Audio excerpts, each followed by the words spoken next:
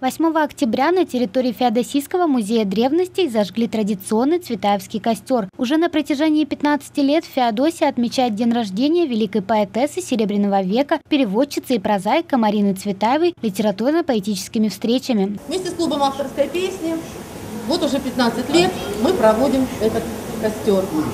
И каждый год те, кто любит поэзию,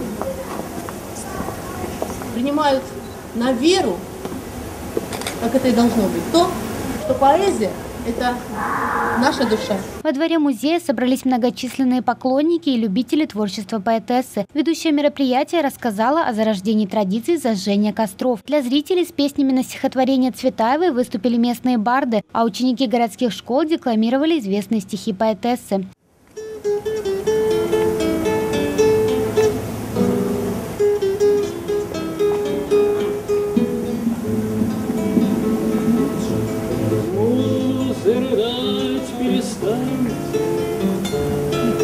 Грусть вашу в песнях излейте, спойте мне песню о Данте и сыграйте на флейте. Подготовился к мероприятию и местный автор Эдуард Абрамов. В рамках музыкальной литературно-поэтической встречи он выступил со своим стихотворением, которое стало гимном феодосийских цветаевских костров.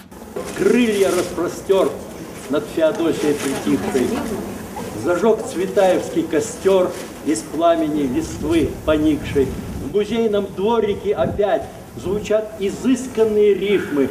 Здесь время повернуло вспять, здесь музы царствуют и нимфы.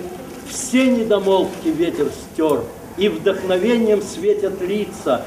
Горит цветаевский костер, и светлая печаль струится, и бронзы холод, и гранит, и те свои имеют сроки. История проведения цветаевских костров начинается с 1986 года, когда помещения для празднования дня рождения Марины Цветаевой не выделялись. Тогда ценители творчества Марины решили собираться на природе. С тех пор цветаевские костры проходят в России, Германии, Америке, Франции и других странах.